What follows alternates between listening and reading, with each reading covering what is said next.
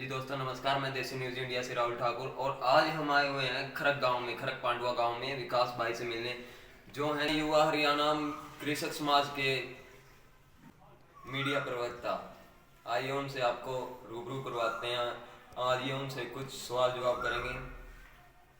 विकास भाई नमस्कार। नमस्कार।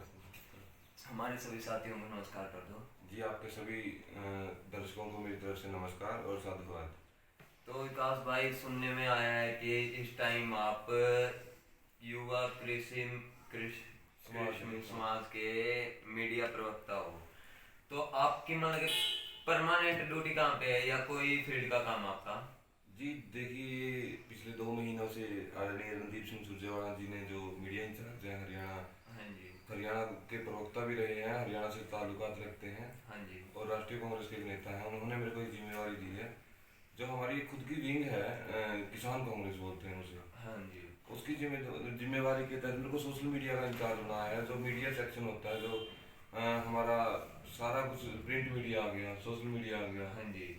उसका हमें प्रचार करना होता है। विशेषकर जो मेरी विंग है कृषक समाज से जुड़ी हुई है, अच्छा जी। तो किसानी के मुद्दे महत्वपूर्ण रहते हैं हमारे लिए इस विषय अच्छा, में। तो किसानों के लिए मतलब कि आप पूरे हक में लड़ रहे हो?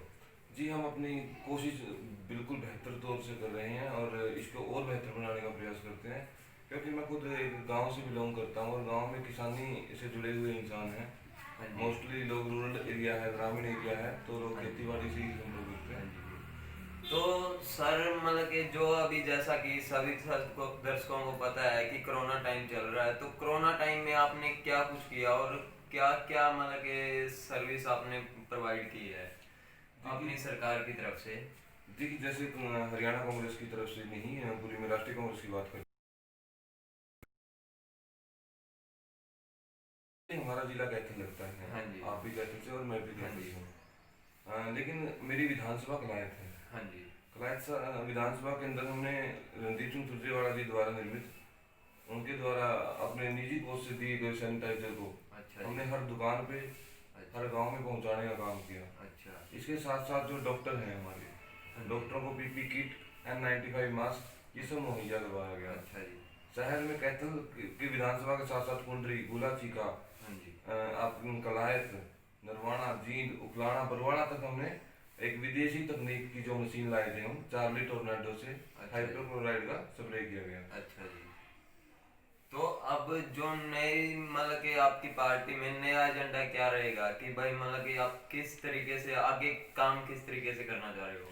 हमारा प्रमुख उद्देश्य किसान और मजदूर को ऊपर लेके आना है, क्योंकि आज अपने देश की मौजूदा हालात, अर्थव्यवस्था का भी हमें पता है, हाँ जी। शिक्षा का क्षेत्र का भी हमें पता है, हाँ स्वास्थ्य जी। सेवाओं का भी पता है। लेकिन इन सब को देखते हुए अगर आज कोई सबसे कमजोर है तो मेरा किसान है। हाँ जी। हमारा मुख्य उद्देश्य किसान को, उसकी आय को बढ़ाना, हाँ जी। और उसको, जो 35 किसान हर रोज आत्महत्या कर रहे हैं, हाँ जी। उसको, उस आत्महत्या रेशो को कम करना, अच्छा। उनको बेरोजगारी जो युवाओं की है वो खत्म करना, हाँ जी। शिक्षा और स्वास्थ्य में सुधार करना हमारी प्राथमिकता है। तो जो हमारे युवा साथी हैं उनके लिए आप क्या कहना चाहेंगे? जो हमारे युवा साथी मतलब कि बेरोजगार हैं, जिन्हें मतलब कि पढ़ लिख कर भी नौकरी नहीं मिल रही है, उनके बारे में आप? बिल्कुल, हर साल 1.5 से 2 लाख बच्चे पास आउट होते हैं 12वीं हाँ। परीक्षा से। वो हर साल बेरोजगारी की लाइन में लग रहे हैं। हाँ जी। उनके लिए विशेष तौर पे हमने एक, आदरणीय राहुल गांधी जी और भाई रणदीप सिंह सुरजेवाला जी ने एक प्लेटफॉर्म बनवाया अच्छा जी। कि हम सर्वे करवाएंगे हर विधानसभा के अनुसार, हर जिले के अनुसार। हाँ जी।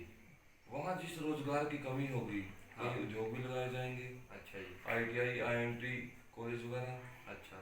IIT से भी जो पास आउट होते हैं बच्चे, उनको लिए अपने ही देश में रोजगार बनाने के लिए कांग्रेस पार्टी और आदरणीय सुरजेवाला जी चिंतित है। अच्छा जी। तो मतलब कि अब जो आपकी पार्टी कर रही है युवाओं के लिए, तुम ये कह सकते हैं कि आने वाली सरकार में मतलब कि युवा कोई भी भूखा नहीं मरेगा?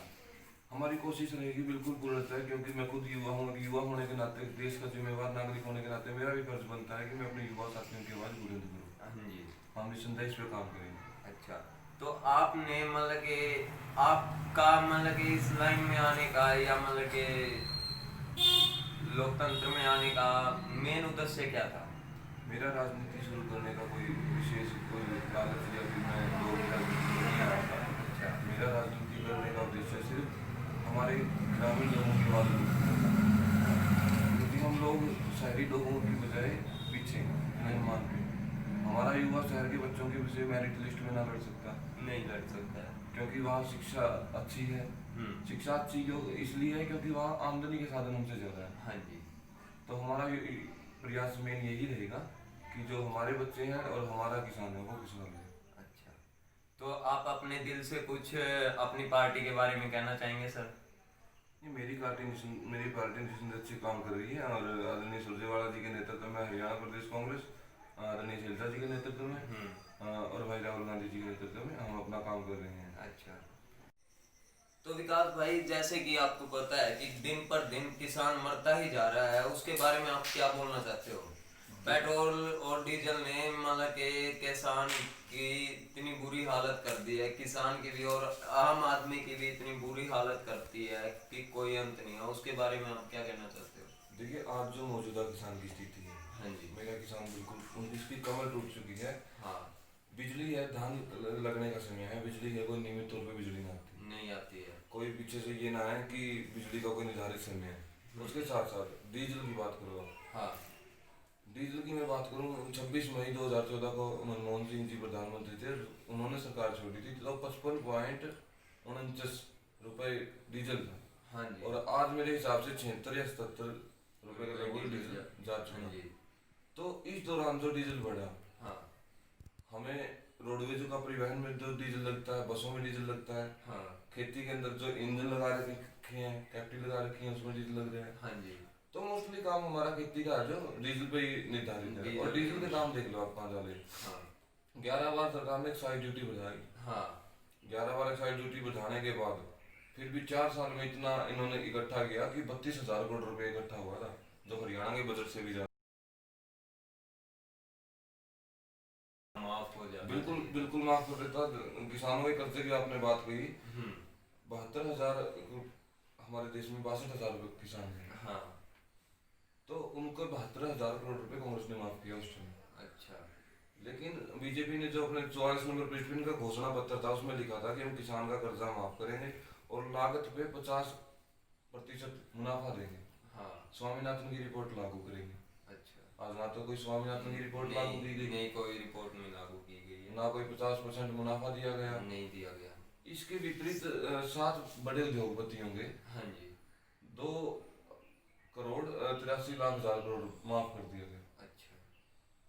क्या वो 62,000 किसान जो परेशान हैं, पीड़ित हैं, शोषित हैं, उनका कर्जा नहीं माफ कर सकती? अगर उनके कर्जे की बात आए तो आदरणीय मनोहर लाल खट्टर जी कहते हैं हमारे पास पैसे नहीं है। हाँ जी।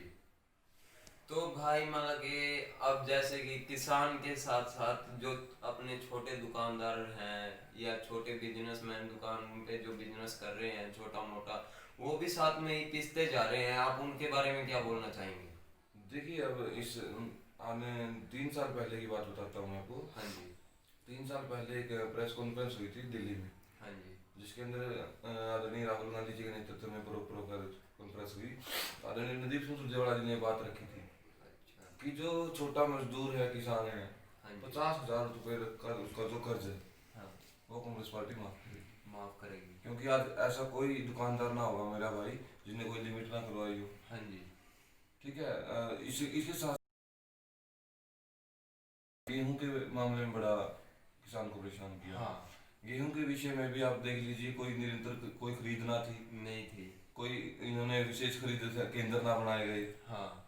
एक बार किसान खेत से अपनी गेहूं को घर पे लेके आया, घर से फिर अनाज मंडी में, हाँ। मतलब बेतौल काम किया गया, मतलब कोशिश की गई किसान को दबाने की। हाँ जी। आड़तियों का और किसान का एक रिश्ता होता है हमारे यहाँ। हाँ जी। उस रिश्ते को तोड़ने के लिए मनोहर लाल खट्टर जी ने बड़ा प्रयास किया, लेकिन वो टूटने नहीं पाया अभी। वो टूटने नहीं पाया क्योंकि मेरे आड़ती भाई और मेरे किसान भाई बड़े मजबूत थे उस विषय में। हाँ। इन्होंने आड़ती को निकालना चाहा बीच में। हाँ। आड़ती कई बार बिना लिखे के भी पैसे भी दे देता है किसान। हाँ जी, ये तो इनका है। एक अटूट रिश्ता है। हाँ। लेकिन उसके ऊपर भी सरकार ने कुठाराघात किया। हाँ जी। तो जो अब मतलब के नए तो जो नई बसें लगाई थी किलोमीटर के हिसाब से, और जो पुराने परमिट हैं उनका भी बहुत नुकसान हो चुका है, तो उनके बारे में आप क्या बोलना चाहेंगे?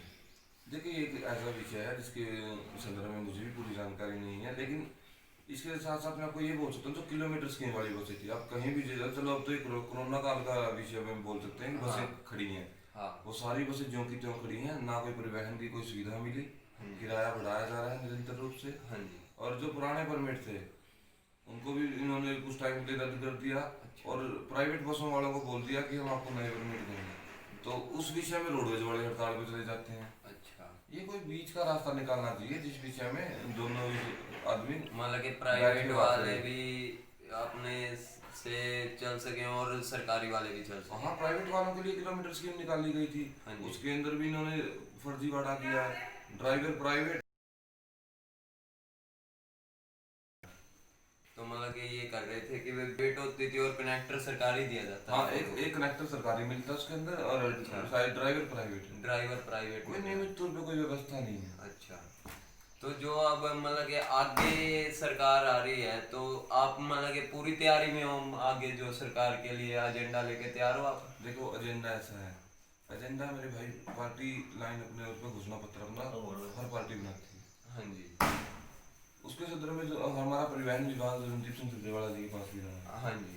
उनके नेतृत्व में जो परिवहन विभाग था, हाँ जी। नियमित तौर पर काम होते थे। हाँ। पूरे ड्राइवर पूरे बस हमारी ज्यों की त्यों चलती थी। हाँ जी। इन्होंने क्या किया, जो पुराने ड्राइवर को हटा दिया एक बार, हाँ। जब वो हड़ताल पे गए, हाँ। एक विषय सोचने का, तो इन्होंने नए ड्राइवरों को जिनको अनुभव ना था हाँ जी। उनको बैठा दिया। हाँ। सारी रोडवेज का उन ड्राइवरों ने भट्टा बिठा के रख दिया। हाँ। कहीं इंजन सीज हुए, हाँ। कहीं बस डिवाइडरों पे चढ़ी, कोई ये बस तो- खाई में कूद दी। हाँ। तो मतलब ये कोई सरकार चलाने की कोई व्यवस्था थोड़ी ना। नहीं, ये कोई व्यवस्था नहीं है। तो ये बात भी सुनने में आई थी कि पहले एक शायद 6-7 महीने पहले की बात है, ये लॉकडाउन से पहले की बात है कि एक साथ में ही 5-6 बसें पलटी थी हिसार में। तो वो कह रहे हैं कि भाई नए ड्राइवरों की वजह से बसें पलटी थी। आप उसके बारे में भी कुछ बोलना चाहेंगे? देखो, योग्यता है जिस आदमी में, इन्होंने अगर योग्य ड्राइवर लगाए हैं हाँ। तो निस्संदेह वो ठीक ढंग से चलेंगे। हाँ। लेकिन अगर कहीं कमी है, हाँ। कहीं ड्राइवरों के अनुभव में कमी है और उनको सरकार नियुक्ति दे रही है, हाँ। तो निरंतर रूप से हमें दिखता फर्जीवाड़ा ही मिलेगा कि हाँ जी। तो धन्यवाद विकास जी, आपसे मिलकर बहुत अच्छा लगा। हमारे सभी दर्शक साथियों को नमस्कार कर दो। आप सभी आपके सभी दर्शकों को मेरी तरफ से साधुवाद, और मैं आशा करता हूँ आप लोकतंत्र का एक हिस्सा हो, हाँ जी। लोगों की आवाज़ ऐसी बुलंद करते रहें। हाँ जी। धन्यवाद।